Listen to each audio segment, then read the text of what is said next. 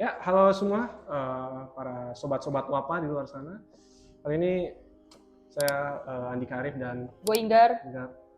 Kali ini kita akan ngomongin sebenarnya berangkat dari akhir-akhir ini ya. Kita lihat Twitter dia main X atau Twitter ya, karena nyebutnya X.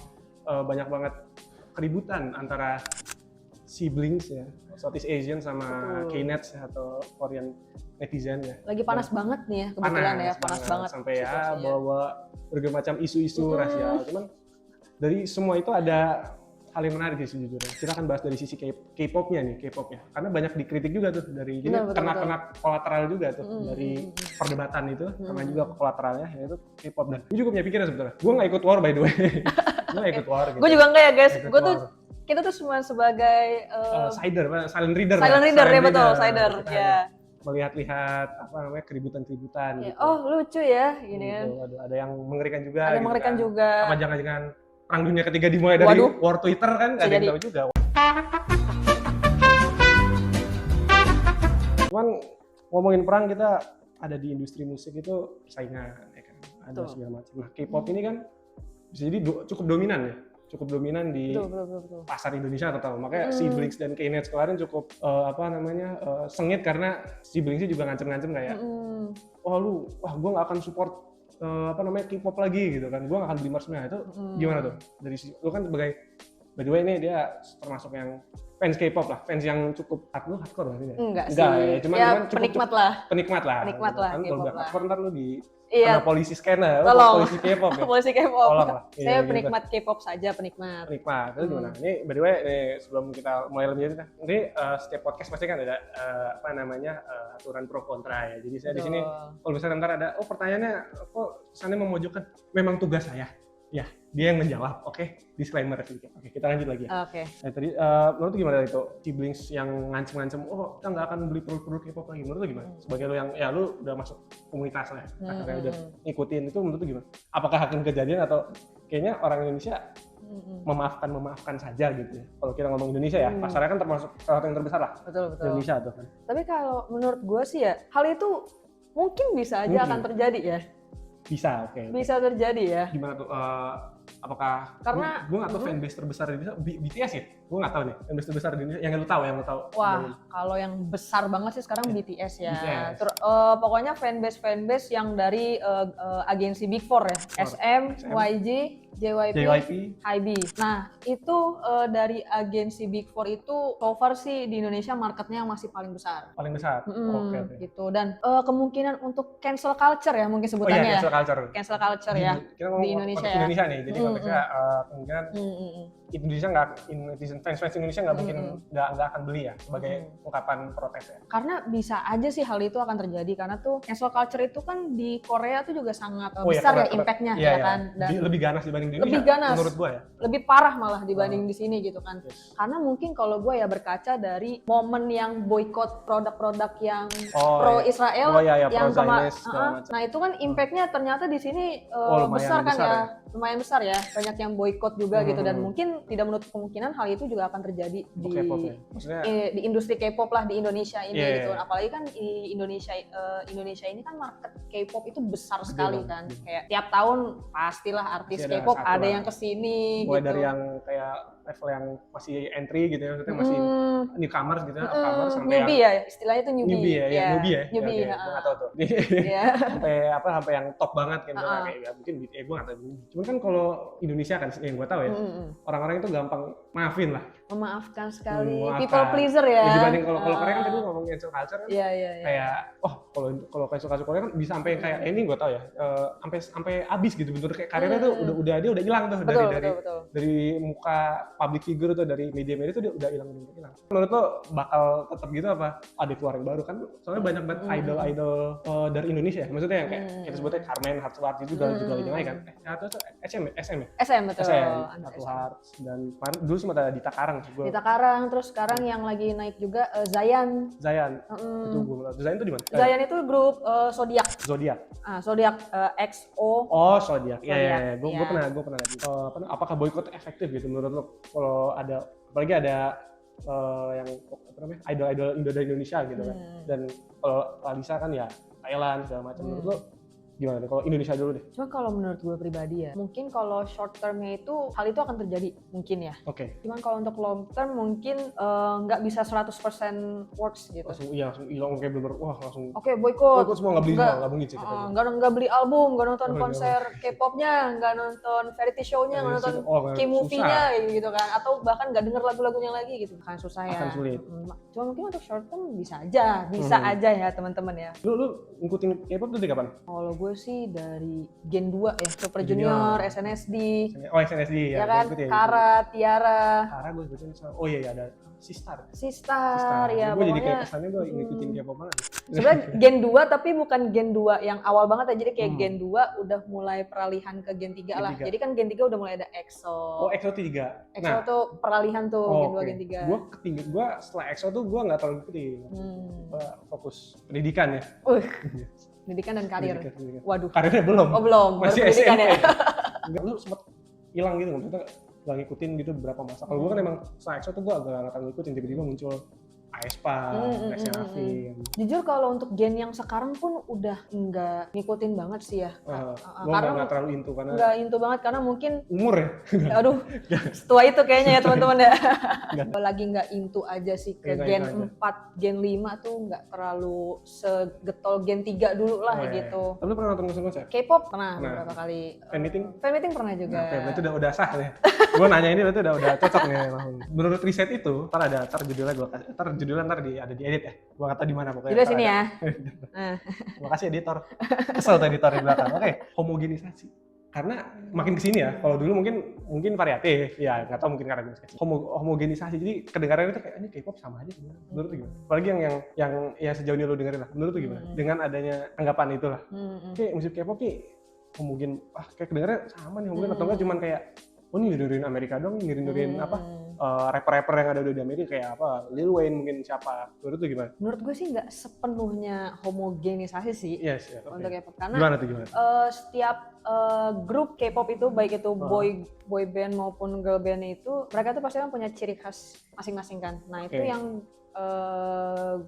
gue selama ini denger sih mereka nggak pure kayak gue arah kiblatnya udah mulai western banget atau misalnya kayak kayaknya kiblat gue masih tetap ada K-popnya nih, Koreannya nih gitu. Menurut gue sih untuk homogenisasi sepenuhnya sih enggak ya. Walaupun memang sekarang mungkin grup-grup baru itu juga yang sekilas gue denger ya memang genre-genrenya tuh udah mulai ke pasar western ya. Western ke US lah ya. Ke US lah. Sekarang US lah itu sorotan lah kalau US lu kalau udah tembus US gitu. Iya, karena sekarang K-pop itu udah berhasil untuk tembus pasar US guys. Jadi bukan Asia aja, jadi makanya udah mendunia lah sekarang ya, worldwide lah ya. Karena lu bilang tadi udah mulai nembus pasar US ya.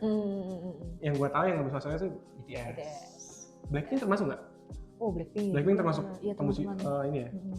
Apalagi? Blackpink, BTS tuh 2 nama paling besar tuh. Terus juga kalau gen-gen yang baru tuh aespa juga udah mulai ya.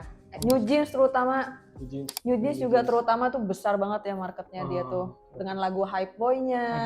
New Jeans menurut gua bebas nih ininya. Lagu-lagunya cukup segar menurut gua. Iya, fresh. Koreonya juga. Di industri lah ya, dia biasa netizen kan. Iya. Dia ngomongin ini kayak terlalu apa nih? Kalau gue nonton netizen ya, ini bukan gue, awas kalian ya. Netizen ya. Clipper nih. Awas ya. Gue ngeliat kayak ini terlalu dibuat nih. Maksudnya kayak contohnya kue. Kue itu pura-pura jatuh kuenya. Itu gimana tuh? Karena konspirasi nih. Katanya supaya nggak gemuk. Bener. Itu bener nggak? Atau gimana menurut lu? Itu mungkin 50-50 ya kalau gue pribadi ya 50-50. 50-50 karena apa? Karena memang ada yang emang nih idol tuh emang aslinya kalau kan kadang suka fans tuh suka ada kayak fancam gitu kan ya. Fancam ataupun paparazzi gitu kan dan idol pas lagi real life ya, bukan pas lagi di panggung gitu. Bukan di panggung, bukan lagi syuting, variety show gitu kan. Bukan lagi kerja lah ya. Memang beberapa ada idol yang memang clumsy gitu, ceroboh lah kayak gitu-gitu. Nah, tapi memang ada juga yang idol itu memang banyak banget bentukan dari agensinya. Jadi aslinya tuh dia nggak kayak gitu. Nggak ceroboh, nggak clumsy gitu. Nggak clumsy. Cuma memang karena oh kelihatannya lucu nih kalau dibikin image-nya kayak gini nih orang nih gitu. Baik itu cewek ataupun cowok. Fabrikasi tadi ya. Iya. Ya, kalau ada beberapa fabrikasi karena itu juga concern ya beberapa orang lah ya yang gua ngobrol kan ada kayak K-pop nih idol-idolnya gitu kan. Terlalu fabrikasi gitu. Terlalu fake. Cuman ya namanya industri. Namanya industri. Namanya industri jadi untuk mengentertain judulnya juga ya. kan. Ini kayak ketahuan cuman sama kayak film aja gitu. Film kan ya lu tahu di acting gitu kan. Lu tahu di acting jadi ya let's go aja udah emang kayak we deal with it gitu kan. Berarti bisa dibilang ya itu ada yang emang ceroboh, ada yang emang ya udah bentukan agensi gitu karena lu lucu kayak gitu. Diskusi Twitter. Ada mungkin ini dikit doang ya dari Twitter. Ada yang merasa dari @Ion Bincel. Tweet pertama itu dari @Artemisias pokoknya we let Blackpink and BTS become the global face of industry gitu kan. Pokoknya dia bilang Blackpink dan BTS tuh terlalu apa ya? Jadi karena dia di global jadi apa namanya? Overrated mungkin ya. Iya, mungkin jadi dikira overrated gitu.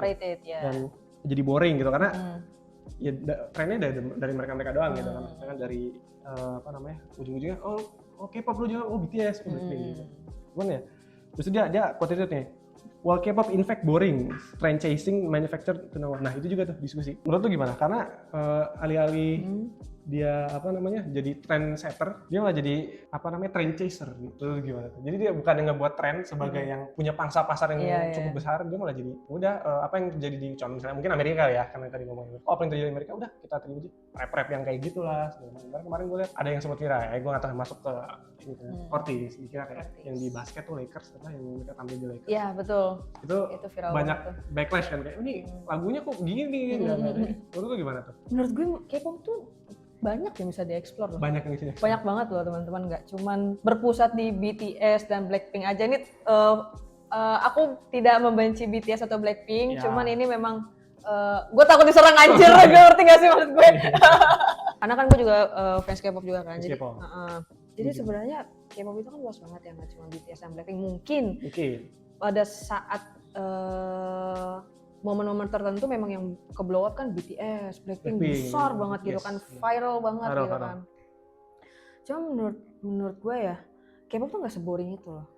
K-pop nggak seboring itu, nggak cuman kayak oke lu muncul cuman buat bikin viral doang habis itu lu redup gitu, nggak juga sih. K-pop itu bukan cuman direduksi ke BTS atau Blackpink, kan tadi dia bilang karena kedua itu jadi mukanya K-pop nih di Hollywood nih. Face of K-pop jadinya tuh di Hollywood ya. Di Hollywood BTS dan Blackpink aja Blackpink gitu. Kan sebenarnya Blackpink ya, ada yang si Rose udah sama Bruno Mars yang APT. Karena itu karena APT itu Bruno Mars Grammy Award streak-nya Grammy kalau ya. Itu hilang gitu. Itu berarti menurut lo K-pop sebenarnya lebih luas. K-pop itu luas banget. Itu opini lo begitu ya. Bahkan sebelum BTS dan Blackpink itu muncul pun dari gen-gen sebelumnya itu gitu-gitu. Iya, betul. Mereka tuh yang apa istilahnya itu? Hallyu Wave. Yes, itu gue pengen ngomong. If I'm not mistaken Hallyu Wave ya.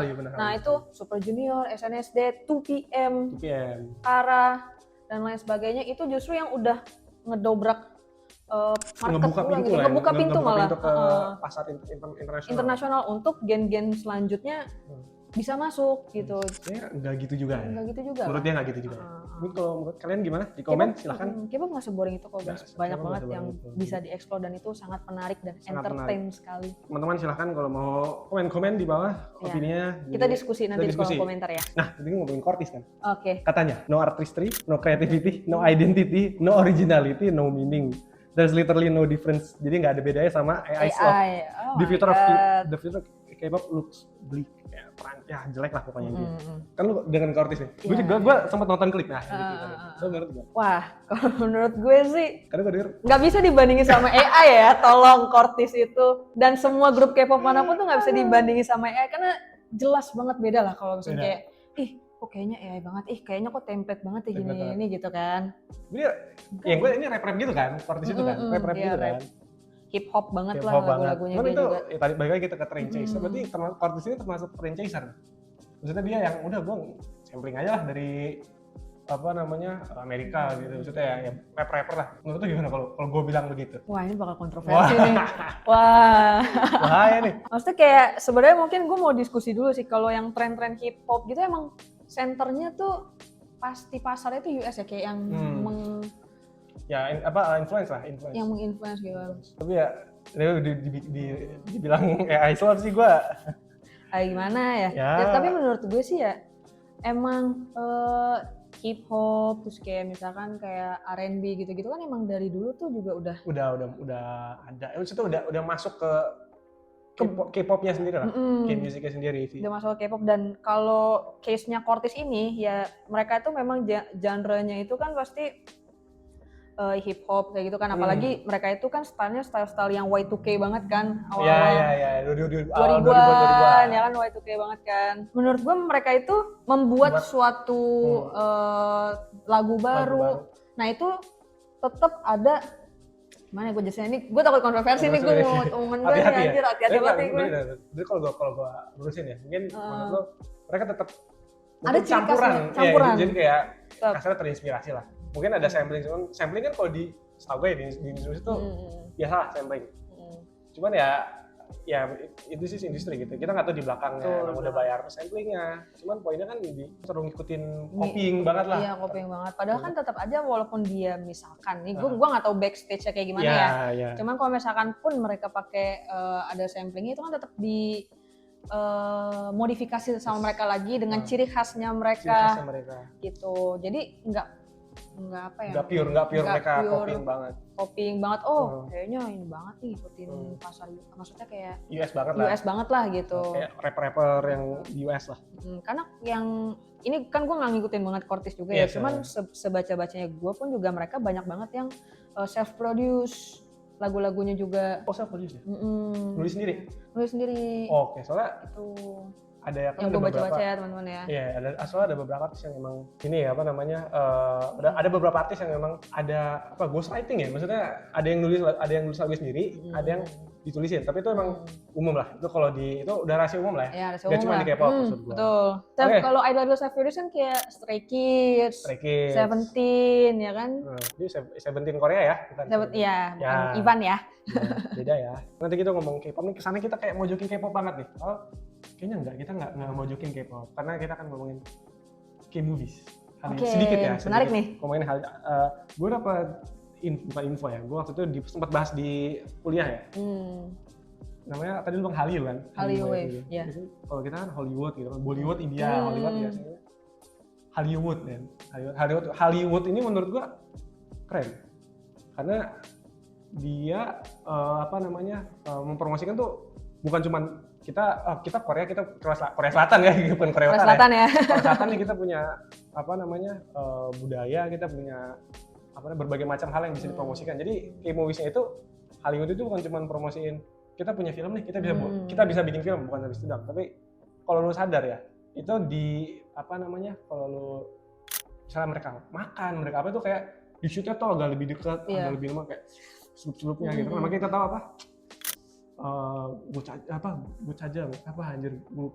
Gochujang, tteokbokki, ramyeon. Menurut lu gimana? Valid sih menurut gue ya. Iya, menurut lu gimana tuh? Kayak gila sih. Mereka tuh dari segi acting pun juga udah nggak usah ditanya lah ya. Aktor-aktrisnya udah keren. Menurut gue ya, kayak yang gue tuh Ma Jong-sok, ya. Parasite itu juga sempat masuk Oscar kan? Betul. Oscar. Jadi best picture, best screenwriting kalau nggak salah, best script ya, semua story-nya dapat Oscar kalau nggak salah. Itu paling tuh menurut lu gimana? Sejauh ini lu menonton K-movies, lu melihat suatu kalau emang ini udah industri yang strong juga gitu, bisa menyaingi Hollywood, menurut lu gimana? Menurut gue bisa loh. Bisa dengan dari si Parasite bisa menang Oscar aja tuh udah jadi kayak saing yang bisa mungkin bisa ya, tiap tahun mungkin bisa saingan di nominasi gitu. Iya, menurut lu bisa? Menurut gue bisa banget sih, karena dari segi storyline-nya pun K-movie itu banyak banget yang out of the box juga. Bukan yang kayak template yang kita tahu nih endingnya begini gitu. Ngerti kan maksudnya? Iya, ngerti. Jadi kayak kalau sebenarnya Parasite aja kalau gue nonton ya, mungkin dari segi cerita cukup grounded ya. Ya orang miskin terus kerja di tempat orang kaya, orang kaya pergi gitu kan ya, itu berat. Mungkin ceritanya akan lebih dalam lagi. Menurut gue film Korea almost oke lah, bagus lah menurut gue oke. Dan juga mereka tuh juga sangat menonjolkan budaya ya. Nah, ya budaya Koreanya sendiri dari segi makanan, cara mereka hidup sosialnya juga. Tren-tren yang ngapain aja gitu kan. Iya, jadi kayak mereka sambil mengenalkan budaya Korea juga melalui film. Jadi bukan sekedar oke, gue bikin storyline yang kelihatan keren-keren aja deh, keren-kerenan gitu kan. Enggak juga. Jadi gitu, emang itu emang ya kalau lihat berulang-ulang kali benar. Walaupun ada beberapa yang sampah ya. Iya, betul. Ada beberapa ya semua industri film ya pasti ada film yang kurang lah. Pasti. Hollywood pun ada, Indo pun juga ada. Indo pun banyak lah. Banyak. Cuman gue bisa bikin film nih. Tapi gue fashionnya begini. Bahkan menurut gue industri K-pop tuh mengerikan juga.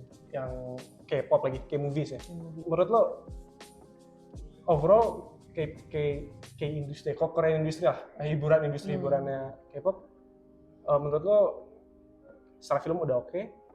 Nah, musiknya ini nih, menurut lo ke depan harus gimana? Karena ini statement mungkin yang cukup banyak yang bilang tadi dari tweet-tweet tadi lah ya. Ini K-pop nih bisa, musiknya ya, K-pop nih bisa mati gitu sebenarnya. Terus bisa gitu-gitu aja gitu. Cuman ya paling looks-nya doang, dibikin bagus. Menurut lo gimana? Kalau menurut gue mungkin improvementnya ya, opini pribadi gue aja sekali lagi. Mungkin jangan sampai menghilangkan ciri khas K-pop itu sendiri. Ciri khas K-pop itu sendiri. Jadi oke lah, lagu-lagu sekarang kan banyak yang dibuat lebih soft misalkan.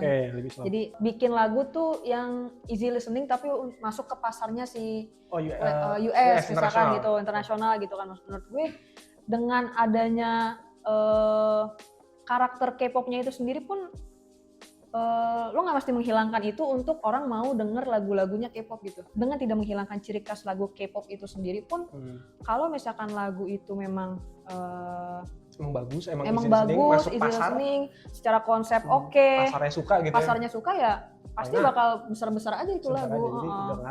Iya, jadi nggak perlu kayak memaksakan lah istilahnya. Iya, memaksakan gitu ya. untuk wah K-pop harus begini. Harus masuk ke pasar ini. Oke, kita ngikutin genre lagunya di sini viralnya apa? Sukanya orang-orangnya apa? Oke, kita bikin ini. Nggak mesti sih. Berarti K-pop harus pokoknya setiap industri ya kita ngomongin industri jangan jadi trend chaser doang. Ya, jangan trend chaser doang. Tapi juga bisa jadi trend setter lah gitu. Ya, K-movies menurut gue udah cukup trend setter lah. Ya. Gitu. Oke, gitu. Terima kasih Ibu Inggar. Mbak Inggar. Waduh, terima kasih juga Mas Andika. Terima kasih semua. Ya, itu ini kita buat buat konten ini buat diskusi kita ya. Bukan kita sotoy gitu. Kita si paling Korea, si paling K-pop. Gak ada. Ini memang buat diskusi gitu. Jadi kita open discussion aja ya. Open discussion di bawah emang fungsinya buat diskusi. Jadi ngomongin industri, kita diskusi ngomongin industri kan. Udah. Jadi kalau teman-teman punya opini lain terkait topik hari ini gitu ya, topik pada konten ini mungkin bisa di kolom komen kita diskusi bareng. Menurut kalian kayak gimana? Adminnya pasti balas kok. Tenang aja, adminnya sangat-sangat baik ya. Baik dan responsif sekali. Oke, sampai jumpa di konten berikutnya.